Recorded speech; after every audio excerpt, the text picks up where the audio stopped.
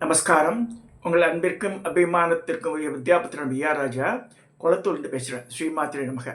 இது என்னுடைய 612வது வீடியோ. இந்த வீடியோவில் நான் அம்பாள் ஸ்வரூபங்களை பார்க்க போகிறோம். அதாவது எனக்கு தெரிஞ்சோ தெரியாமல் அறியாமல் தொண்டை மண்டலத்தில் பொன்னேரி வட்டத்தில் இருக்க அம்பாள்லாம் ரொம்ப பரிச்சயமான அம்பாள் எனக்கு.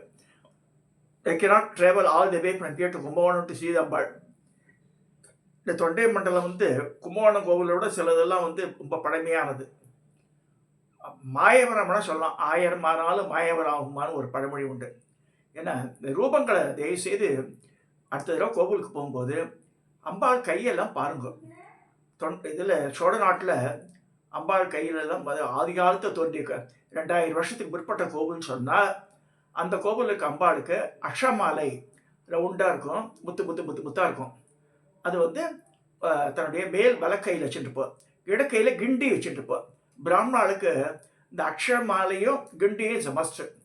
ஜபம் பண்ணுறதுக்கு அக்ஷர மாலை, ருத்ராட்ச மாலை. கிண்டி அக்கியம் பண்ணுறதுக்கு இதுக்கெல்லாம் வேணும். கொஞ்சம் மூக்கு காது தொட்டினாலும் கையலம்பணும். ஸோ இது இவா எப்படி இருக்காளோ அப்படியே அம்பாளை உருவப்படுத்திட்டா. அவள் நல்லா புரிஞ்சுக்கணும். இதுதான் கான்செப்டை. எடுக்க மடிசாரை கட்டுறா அம்பாள். மடிசாரை கட்டின்னு உட்காந்தா. உதாரணமாக திருவருட் செல்வ சினிமாவில் இந்த அப்பரோட கதை வரும். அது அப்போதி அடிகள் பிராமணர். ஆனால் சாவித்திரி பார்த்து ஆறுகாயப்பட ஓட்டிருப்போம். 1300 வருஷத்துக்கு முன்னாடி இருந்த அப்போதி அடிகள் எப்படி இருந்திருக்கணும்? பஞ்சகச்சம் கட்டிட்டு குடும்பி வச்சுருக்கணும். முத்துராம பெரிய தலைப்பாக முத்து கொண்டையெல்லாம் போட்டிருப்பான். சாவித்திரி எடுத்து ஆறுகாயப்பட ஓட்டிட்டு இருப்போம் சினிமாவில். அது எப்படி ஏபி நாகராஜன் தப்பு பண்ணாரு தெரியல எனக்கு. ஆனால் அந்த காலத்தில் என்ன பண்ணிட்டான்னா, பிராமணா தான் கோவிலை பூஜை பண்ணுறா. சிவாச்சாரியார் அந்த வகுப்பு சேர்ந்தவா தானே. இவாத்து பெண்மணிகள் எப்படி இருந்தாலும் அப்படியே அம்பாலையும் உருவப்படுத்திட உபயோகப்பட கட்டிட்டா அவளுக்கு. ஸோ நார்மலாக it's not so. She is a common feature. அம்பாள்ன்றது காமன். ஸோ பெரிய பெரிய உருவங்களுக்கெல்லாம் ஆரோக்கியம் பத்தாது, அதனால உபயோகிச்சுக்கலாம். பட் படிசார் கட்டணும்னு இங்கேயும் சொல்லவே இல்லை. பார்வதி படிசார் கட்டின கையிலே இல்லைக்கா. ஆனால் இவா பண்ணுற உருவங்களெல்லாம் அது மாதிரி படிச்சுப்பா. வடநாட்டு பெண்மணிக்கு யார் படிசார் கட்டிட்டு இருக்கா? கிடையாது. அவளை முக்காடு போட்டுருப்பா. வடதேசத்தில் போய் பாருங்க, அப்படிதான் இருக்கும். ஆனால் அதனால தான் கோவிலில் போனாலும் ஈஸியாக பார்த்துடலாம். அவங்களுக்கு முதல்ல தோன்றிய கோவிலெலாம் அம்பாள் அக்ஷமாலையும் கிண்டியும் வச்சுட்ருக்கோம். அடுத்ததாக வந்தது நீலோத்பலமும் அக்ஷமாலையும் இருக்கும். அபிராமி அம்மன். ஆத்தாளே எங்கள் அபிராம வல்லியே, அண்டமெல்லாம் பூத்தாளே, மாதுளம்பூ நிறத்தாளே, புவியடங்க காத்தாளே, ஐங்கணை, அந்த 5 கணைகள் வச்சுருக்கா. ஐங்கணை பாஷாங்குசுமம் அங்கே சேர்த்தாளே, முக்கணியை தொழுவார் குத்திங்கிலேன்னு இருக்கு அபிராமன் அதில். ஆனால் அப்படியா இருக்கா? அப்படி இல்லையா அம்பாள். அங்கே போய் பார்த்தா மேல் கையில் நீலோத்பலமும் ஒரு கையிலையும் ஒரு கையில் அக்ஷமாலையும் தான் வச்சுருப்பா அபிராமி அம்மன். பராபயத்தோடு இருப்பா. வெள்ளியில் கரும்பு பண்ணி சாத்தி வச்சிருப்பா அவ்வளோதான். அபிராமியப்பட்ட பார்த்ததெல்லாம் லலிதையை வச்சு தான் உபாசனை பண்ணியிருக்காரு ஆக்சுவலாக. அதனால தான் அந்த பாட்டை அப்படி வந்திருக்கு அவருக்கு. லலிதாம்பி என்ன கையில் வச்சுருக்காளோ அதையே தான் உருவப்படுத்தி சொல்கிறாரு. ஆனால் அங்கே இருக்க சிலை வேறு மாதிரி இருக்குது. ஸோ கம்மிங் டு அதுக்கு அடுத்து வருது தான் பாஷாங்குசம் வராபயம். அது திரிபுர சுந்தர கோலம். மூணு பங்கம் இருக்கும். திரிபுர சுந்தரினா 3 உலகத்திலே அழகானவள் அர்த்தம் ஒன்று. ரெண்டாவது அந்த இது உடம்பு ஸ்ட்ரக்சர் நேரம் சட்டக்ஷன் மட்டக்ஷனில் நிற்காம ஒரு வளைவோட தலையில் வச்சுருக்கோம். பொன்னேரி பட்டத்தில் எடுத்து பார்த்தா பொன்னேரியிலேருந்து இது மீஞ்சூர் வச்சுருக்கோம். மீஞ்சூருக்கு அப்புறம் லெவல் கிராசிங் தாண்டினோடனே அனுப்பம்பட்டுன்ற ரயில்வே ஸ்டேஷன். இந்த லெவல் கிராசிங் தாண்டி அப்படி போனால் தேவதானம் இருக்கும். 17 அடி நீளத்துக்கு ரங்கநாதர் படுத்துட்டு இருப்பார். அடுத்து மிதவாயல், நெய்தவாயல் ஒரு ஊர். அங்கே அக்னீஸ்வரர் திரிபுர சுந்தரின்னு இருக்குது. அந்த திரிபுர சுந்தரி சின்ன ஒரு கிட்டத்தட்ட ஒரு 1, 2, ஒரு 3 அடி உயரம் தான் இருக்கும். அது பாஷாங்குஷத்தோடு இருக்கும். அதுக்கு அடுத்தது திருவெள்ளை வாயில் ஒரு ஊர் வருது. நல்லா தெரிஞ்சுங்க. மீஞ்சூர்லேருந்து டுவர்ட்ஸ் காட்டூர் போகும்போது 2வது ஊர் என்ன வருதுன்னா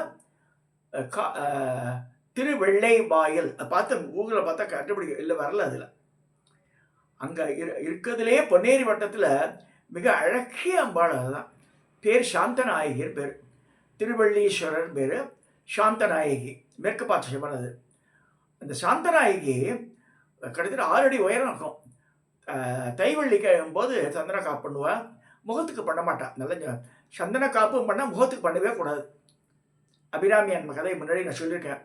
அம்பாளை கம்ப்ளைண்ட் பண்ணிட்டா ஆதீனத்துக்கு. ஸோ சந்தன காப்புறது உடம்புக்கு தான், முகத்துக்கு கிடையாது. ஸோ முகம் வந்து நேச்சுரலாக விட்டுடணும். அங்கே ரொம்ப அழகாக பண்ணுவா. இந்த இந்த அடுத்த தடவை போகும்போது இந்த சாந்தநாயகி தரிசனம் பண்ணுங்க. பெருசாக 6 அடி உயரம் அம்பாளுது. அப்படியே அந்த காட்டூர் போனால் திருப்பி காட்டூரில் பாலீஸ்வரர் இருக்கு, திருமண சுந்தரி அங்கேயும். அப்படி சுற்றி யூட்டர்ன் இப்படி வந்து திருப்பாலைவனம் வந்துடும்.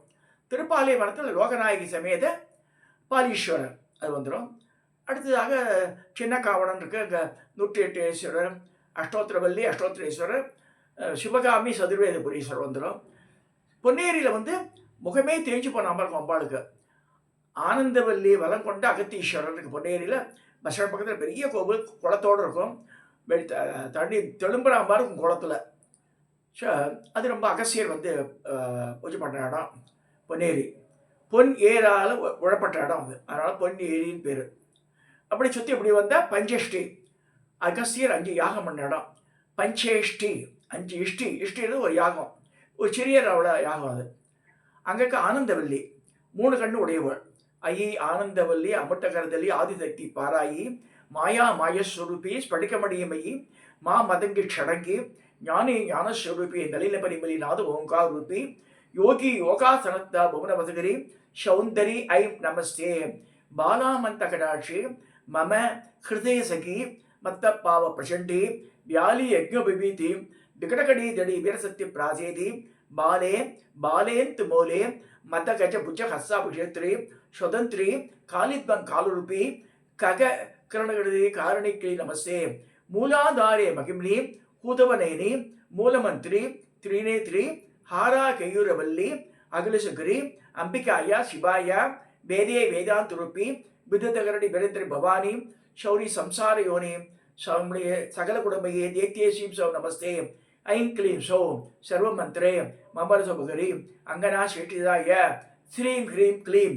பீஜமுக்கியர் தினகரணே ஜோதிரூபே சிவாக்கியே ஹ்ராம் ஹ்ரீம் ஹ்ரூம் ஹேமவர்ணே கிமகரண பாசமானாம் சிசோடே ஷாம் ஷீம் ஷூம் சௌமவாசே சகலஜேகரி சக்தி பாலே நமஸ்தே. அடிமுடியா மகாகவி காளிதாசன் அம்பாளை பற்றி எழுதிந்து. அந்த ஊர் அம்பாளை கரெக்டாக பார்க்கும். 3 வரும், யஜ்ஞோபிபீத்தின்னு வரும். அம்பாள் பூனல் போட்டிருக்கா, பொம்பளைக்கு பூனல் உண்டு, நல்லா ஞாபகிச்சுங்க. குருமாதா பூனல் போட்டுருந்தா யாகெல்லாம் இது ஹோமெல்லாம் பண்ணுவோம். 9 hours கட்டிண்டு பூனல் போட்டுண்டு பண்ணுவா. அம்பாளுக்கு யஜ்ஞோபிபீத்தின்னு இருக்கு. ஸோ அந்த ஆனந்தவல்லி ரொம்ப அழகாக இருக்கும். கண் இதுலேருந்து நெற்றிக்கண்ணே கிளியராக தெரியும். நம்ம வாசல்லேருந்து பார்த்தா தெற்கு பார்த்த வாசப்படி ரொம்ப அழகான கோவில். இப்படிலாம் சொல்லும்போது இன்றைக்கி இதை பேச ஆரம்பித்தேன்னா, இன்றைக்கி முதல்ல after a long time Swaminatha சிவாச்சாரியார்ன்றவர் கட்டி காத்த அந்த கோவிலை இப்போ வந்து விஸ்வபதி சிவாச்சாரியார் அவருடைய ஸ்வீகார புத்திரம் பார்த்துட்டு இருக்கார். அவர் ஃபோட்டோ அனுப்பிச்சார் சாயந்தரம். அங்கே வந்து திருப்பாலை வனத்தில் அம்மா இன்றைக்கி முதல்ல நான் வந்து மாஷா பூப் அர்ச்சனை பண்ண ஆரம்பிச்சிருக்கேன். கனடாலேருந்து எனக்கு சொல்லி ஒருத்தர் வந்து புக் பண்ணியிருந்தா, அவளுக்காக பண்ண மாமான்னு சொல்லி அனுப்பிச்சிருந்தார். பெரிய அம்பாள், அதை பெரிய அம்பாள்லாம் பார்த்தா அழகுதான். சின்ன குட்டி அம்பாளை விட உயரமான அம்பாள் இருக்கு இல்லையா, அதை பார்த்தாலே ஒரு அழகு தான். அது பாருங்க அம்பாளுக்கு பண்ணுறார்.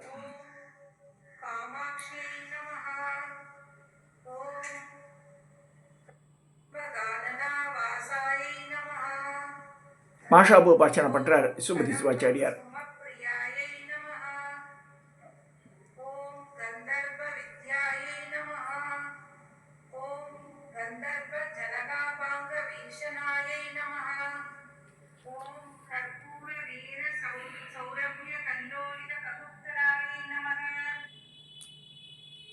அங்கே வந்து பாருங்க அம்பாள் உள்ள இருக்கா, நல்ல பெரிய அம்பாள், 6 அடி உயரம் அம்பாள். அது புடவை கட்டி மாலை சாத்தினால பிரம்மாண்ட நல்ல 300 வடைக்கு மேலே பண்ணி வச்சுருக்கார்.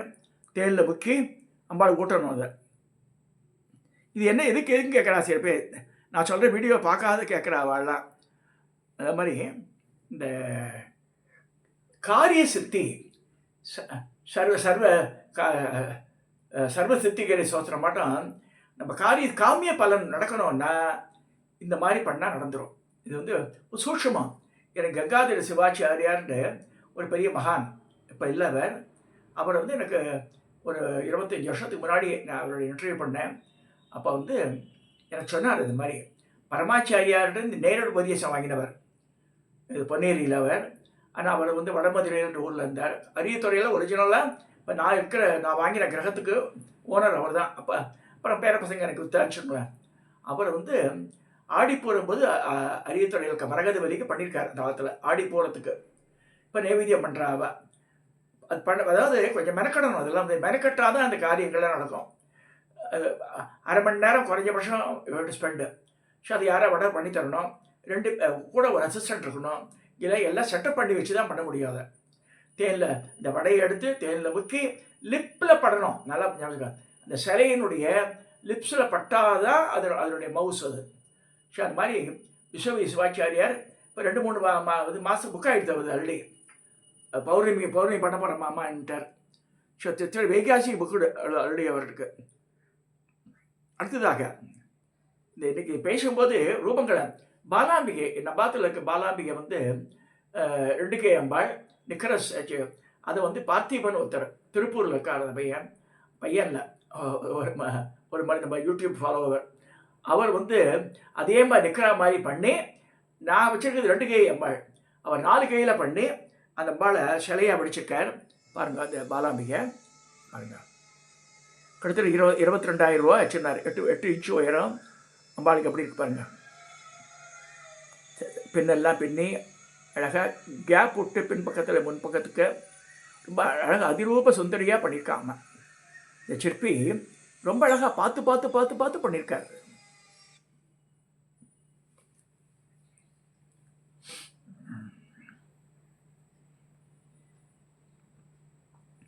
இன்னைக்கு சித்ரா பௌர்ணமிக்கா நீங்கள் பூஜை பண்ணாராம். அந்த ஃபோட்டோ அனுப்பிச்சிருக்காரு எனக்கு. மாமா நீங்கள் சொன்ன மாதிரியே பண்ணியிருக்கேன் மாமா பாருங்க அப்படிலாம் சார்.